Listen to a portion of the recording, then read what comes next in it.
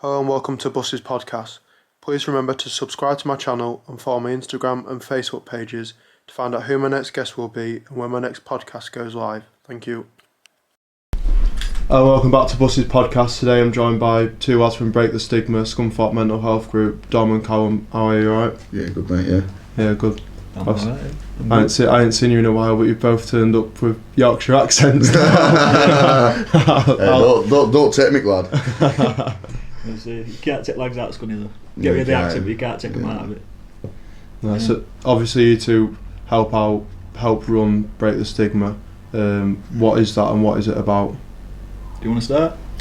Well, basically what it is we noticed that there was nothing being done for young lads at all to do with mental health. Like, obviously we lost two mates and it was like, you know what, we need to start and try and make a bit of a difference here. Yeah, well, it wasn't just young lads really, was it? It was the younger generation in a whole, like male, female. It seems there is a lot out there focused on the older generation, and obviously with us losing Langton and Derns, it just spurred us on to think, well, it's time it was made a change, it was time for a change, and since we've started it's just been an absolute whirlwind, hasn't it? Yeah. I mean, originally at first it was, me and Dom just thought, well, let's raise a couple of quid for Mind, do a little bit of something, give a little bit of something back. So we went for a little bit of a punishment, didn't we, and absolutely destroyed ourselves. And then, like, everybody was just overwhelmed with what we did, and then it was like, we thought, well, why stop now? Let's make it bigger. Let's help as many people as we can. But it wasn't just us, was it? It was Callum and Jim did they did a 26 marathon from Hull to Scunthorpe. Then we decided, right, well, we're going to do better than that. That's walked 40 miles in 16 hours. Piece of cake, pal. Yeah. Worst decision we ever. Well, it wasn't the worst. It was probably the best thing we've ever done, but the hardest. Worst pain I've ever endured in my life. Well, you had to pull out, didn't you? Well, you pulled out after. Snapped my ankle twice. You managed 33 miles though. I'll give you that. 33 miles, yeah. I'll give you that. We'll get on to your fundraising in a bit, but in terms of Break the Stigma itself, what is it that you do if someone was struggling with their mental health and they came to you? How could you help them, or how can they approach you? We do make a big thing that we're not trained counsellors, but we like to think that we are a good bunch of mates. Like, if they want to come speak to us as a friend, but if we thought it was going too far, then we have to pass them on to like Samaritans, crisis teams. So we do have a lot of numbers that we can pass on to them, and we try and help them as best we can. But obviously we have to be careful in how we say it, because like I say, we're not trained. So we like to think we're a good bunch of mates, but if we think it is like getting too far with them and they are beyond our help, we have to pass it on, don't we? So sometimes like it's just a shoulder to cry on. Do you know what I mean? It's like, they're just like, I'm feeling a little bit low. Like, how would I know if I'm depressed, or how would I know if I've got issues, this and that? And it's like, well, if you're not feeling like your normal self and things like that, like, just have a little chat with them, get to know like what the situation is, and if it's something that's obviously serious, then we point them down the right avenue, don't we, and hopefully get them the help that they do need. I suppose with me especially, I've had that experience where you pulled me out of that, didn't you? 6 years ago, I was in an absolute mess. I was doing stuff that I shouldn't have been doing. I was involved in stuff that I shouldn't have been doing, and if it weren't for him and then my family, my partner, they all helped me and they pulled me through it, and that's probably one of the best reasons why I'm part of this as well. Biggest reason I'm part of this. Do you think that's why you took the responsibility to start it? Because we've both been there ourselves. We've both been right in the gutter, and like where we both felt like where life isn't worth living anymore. And I've helped him and he's helped me. So we like to think that we're doing it as well, because we're talking from experience as well. Do you know what I mean? And it's like so like the inbox is always open for anybody that wants to come and talk to us. Once a month we try and do a little bit of a get together. If you just want to come, talk to like-minded people, get a little bit of something off your chest, and it seems to be working. People are turning up, people are talking, and it's just amazing, isn't it? Like how many people that are struggling you don't actually know that are in your close friendship circle. But that's what's amazed me. Like, it's just mad. But getting everybody meeting up and talking about it seems to do the business and help out a little bit, doesn't it? Yeah, well, that's what I've found since we've started this. The amount of people that are now speaking it's unreal, and it's people that you'd never think of. Like they'd be there and you'd see them every day or every other weekend that we're back, and they'd be laughing and joking, and then they pull you aside and say, Dom, Connor, I'm struggling. And it shocks you, doesn't it? It does. It shocks you, because it's the strongest people, but it's affecting them the most. Did it surprise you in terms of the football scene as in like being from the football scene, going out, being the big lads getting in trouble and stuff, and then them similar types of people are now coming to you and saying, actually, I'm not that person, I'm... Yeah, I think it's just the front, you know. People do things to try and hide how they're actually feeling. Yeah. Like, we used to go to the pub and get absolutely rattled to hide our emotion, didn't we? Yeah. But then, over time, it just made it 10 times worse. Yeah, we let it out to the point where we couldn't take it anymore. No. We just couldn't take it, and it got us into a bit of trouble. And with the group that we're a part of as well, it's people do look at it as like trouble causers, but we're not. If you spend time with our group, we all stick together. We're literally like a big family. We're a group of lads that all look out for each other. We'll do anything for each other. And that goes from the youth lot to the old lot, doesn't it? Everyone respects each other. You all sit down, you all have a conversation, and it's that was like probably the best thing apart of our group of people. Just look at it as like a bunch of trouble causers. And if they'd have seen us two in the times that we were in our slump, they'd probably agree. But yeah, like the football scene, I think they do it. It's a bit of a bravado to hide out, just to make themselves feel good. Because they're probably, you know what I mean. Most of them are probably just feeling like crap, and they just want to meet up with a few mates. That's in my opinion. That's the only reason I ever used to go to football. Well, they use the term "there's nothing else better to do on a Saturday." Well, that's yeah, what they all exactly. say. And sometimes there isn't enough to, when you're in there with your mates and you're chanting and the beer's flowing. It's good to just get everything off your chest, and it's you're there with your mates. The best buzz of your life, isn't it? No holds bars. You just talk everything out, don't you, when you're at football? That's a good thing about it. Yeah. As you say, people message you through Facebook and stuff like that. Yeah. How big do you think social media has impacted the way you've been able to build yourselves up? It is our main. Like I said, we've got Instagram, we've got Facebook, and it has helped, hasn't it? Like obviously we do a lot of promotions. Of course, yeah. Obviously, with Scunthorpe being so small, you know, word of mouth isn't always gonna do the business. But like with the social media aspect of it, like all we need is one person to share it, and it could go to Scotland, to France, anywhere. Well, we've got people like us from Derby. Yeah. Well, obviously Wakefield, Scunthorpe, York, Leeds. Yeah, it's nationwide. It's slowly getting nationwide, and it's something we never expected. And it's just unreal. Are you hoping to make it a sort of national thing? Well, would you want to be a sort of Samaritans? The hope is like, as we start to progress, we're gonna try and get people doing it full time. Like volunteers, or maybe even as a like going out doing seminars, talking to people. Telling them like the signs, what to look for in mental health, like what you can do, like mental health, because there's lots of courses out there that you can do, like you can do your mental health first aid and things like that. And that is something we're all looking. So eventually we want to just get bases all over the country. Just get as big as we can and just break the stigma, as it says. You know what I mean? We've got one person who does the social media for us, and she does a brilliant job, and that's Connor's girlfriend Neve. She does absolutely brilliant. She makes all the posters, she does all the posts. I try and help out as best I can, but it's literally, like I say, it takes one share, and then like with the Langton and Durs Memorial Trophy video, it took one share, and I think now it's got like best part 350, is it something like that? It's just brilliant. Gone absolutely crazy. Social media is a massive part in what we do, because without social media we wouldn't get that acknowledgement, we wouldn't be as far shared, not many people would know about us. It'd just be contained to our friendship group, I think, if it wasn't for social media. Definitely. That's the thing with social media is a good aspect of it all, but there's a lot of bad on social media as well. You've got some abuse. Well, we've had people saying, like, giving us grief, saying, "Oh, we're gonna out you because you don't really care about people, this and that." And it's not that. What it is it's just because they've had a bit of a confrontation with somebody that's close to us or works alongside us, and then obviously all it would take would be one person to put one bad thing, and then it could obviously just spiral out of control. And then it's not just that as well. Obviously, with social media, there's a lot of online bullying. Yeah, and we notice that more with what we do, and people posting status about other people, and you think this shouldn't be on there. And that I don't, like I say, I've never posted stuff on social media like that, but I see a lot of it now. It's just like you see a lot of comments saying, "No, it's not needed," and it's true, it's not needed. I don't see the point. If you've got something to say to someone, sit down and have a conversation with them. There's no point for online bullying or anything, because that's the biggest, at the minute, it is the biggest cause of mental health. That's why you see it in a lot of younger lads as well, even down to like age 13 and stuff you see on the news. The thing with social media is you've got to live up to that image. Everybody's like, look at me, perfect life, the Instagram life, And then everyone's like, well, my life's not like that. Yeah. You know what I mean? I'm not going out all the time in Lamborghinis and what have you. You know what I mean? It's building a fake persona, and then it's making everybody feel like rubbish because they can't live up to what everybody else is doing. Yeah. But in reality, it's, you know what I mean? It's like 50-50 with social media. There's a lot of good, and then there's there's ups and downs. But there's ups and downs to everything, isn't there? With Brady Stigma, it's not a smooth ride. Obviously, me and Connor living away, and I live in Wakefield. Connor lives in Leeds. It's not easy because it puts a lot of pressure on, like Shannon, who sat behind the camera here.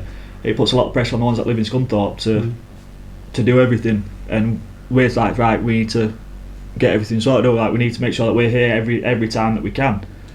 And it's a lot of pressure, but obviously through social media, we're keeping in touch with them, making sure that everything's up to date, and anything we can do, it's done, isn't it? It's not an easy, like with the events that we've organised, the amount of work that we put into them, it's not easy. It's like the football game.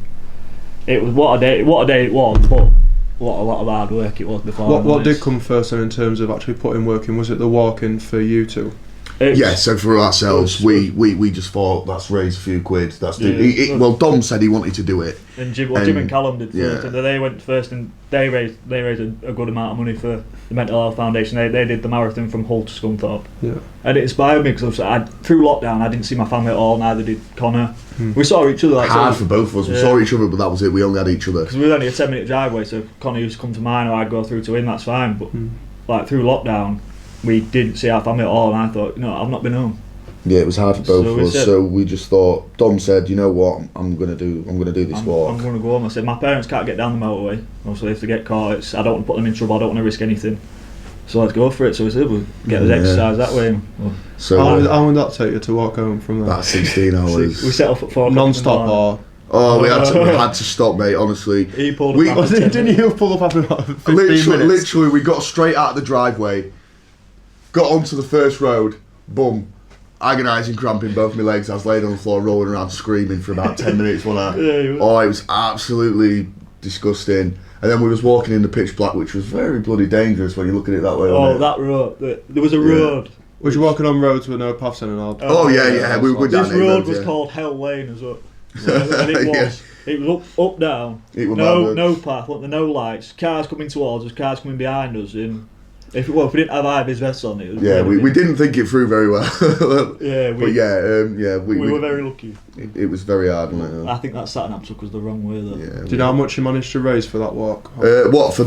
For ourselves, we did 1,300 quid. Then Jim and Callum did 850, something like that. And where did that go to? So that went to the Mental Health Foundation. Yeah, so we did it through a Facebook fundraiser. So obviously the money went straight to them that way. So and then. Do you always donate to the same charities? We tried to split between every mental health foundation, don't we? Like with the football game, we did £500. We put a lot into our community.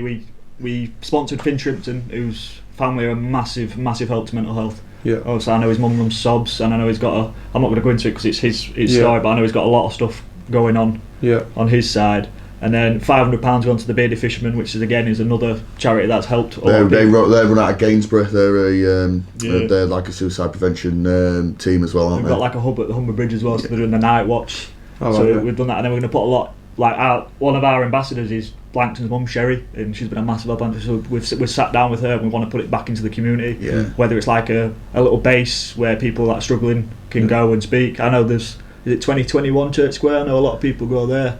I don't know if it's still open now. I'm not sure, mate. I'm not knowing about that. I know a lot of people go there if they're struggling. It's like a little youth centre in it where people can go and they keep that's the next step. We're going to get a little base where people can come down and talk to somebody. I suppose that's the beauty of we've set up a little partnership with Bottisford. Bottisford Football. Yeah, how did that come about? Obviously setting up that you went down and approached them. So basically, we just knocked an email over saying, look, we're looking at doing a football game. It was Harry, wasn't it? Harry, one of our teams, because obviously he works down there at the sports hall. He just knocked an email over and said, look, we want to do a charity game. And at first there was a little bit, they don't really acknowledge it really. They don't. Obviously it's a lot of work and money goes into football. There was an hour and about days because they were in the middle of doing their pitch because the day after we did our game, their season started, their pre-season, so they had a game. Yeah. So, but lucky enough, they were absolutely brilliant. You couldn't fault Steve or any of the team down there. The team that worked the day as well were absolutely fantastic. The little refreshment bar and everything like that.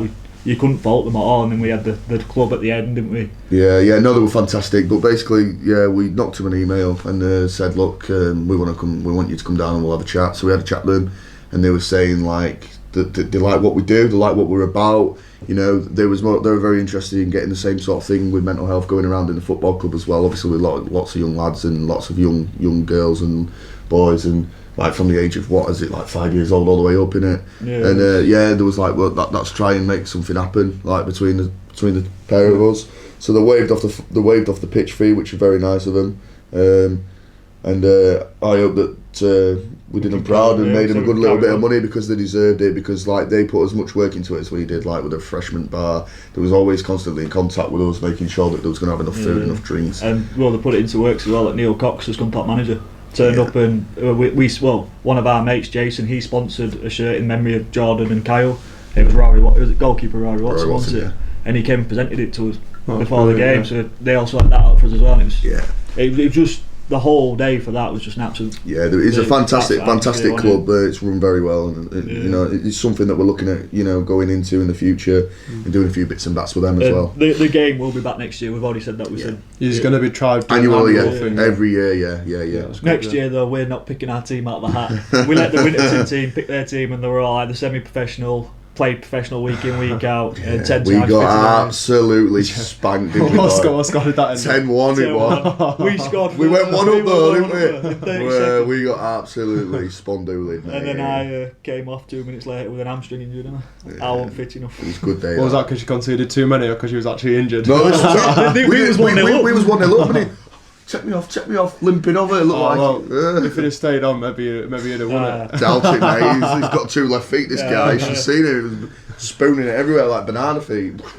I haven't played in years. I've not played. It was good. It's just good though to like just see the community come together. Like there was no 400 people, was it? 400. After ticket, we sold just over 100 tickets, I think, beforehand, and on the day we raised £1,030 on the gate alone.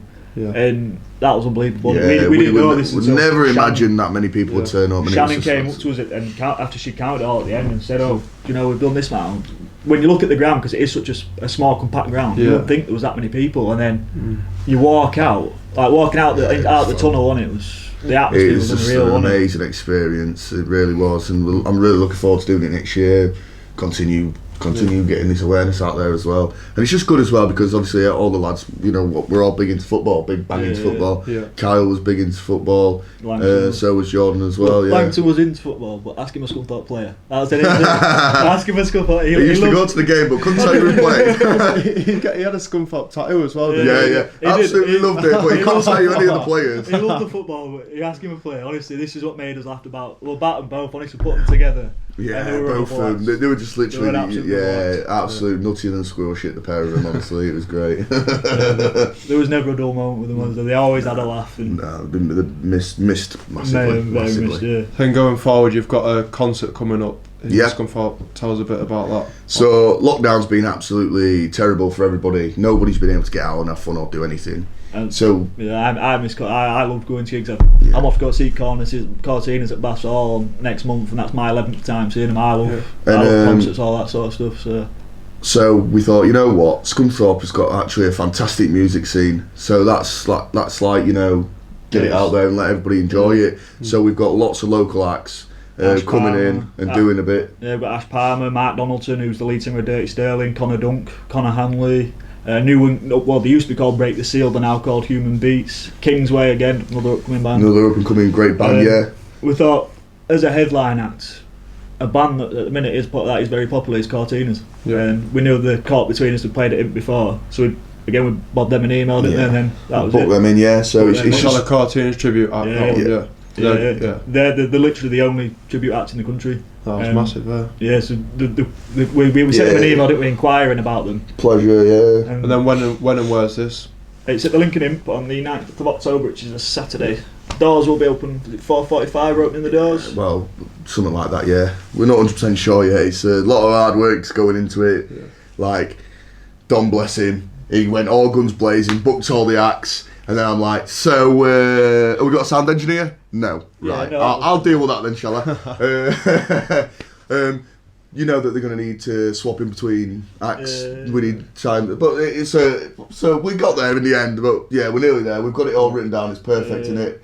We're just going to finalise. That's actually the Lincoln is pretty much one of our main bases. Isn't it? We do a lot of work from there. Lorraine, the landlady, she's been like a mother to us since the age of 16, really, wasn't it? Yeah. Obviously, depending on your dates and our dates on this, I will be giving away 2 tickets. Yeah. For that, which is obviously alright. Yeah. But as of today, I think gone over everything. I'm happy to talk through everything. So thanks for coming on. No worries, mate. Appreciate it, lads. Cheers, mate. Thank you. Nice one. Thank you so much for watching. For more videos like this, please remember to subscribe to my YouTube channel, and to find out who my future guests will be, please follow my Instagram and my Facebook pages.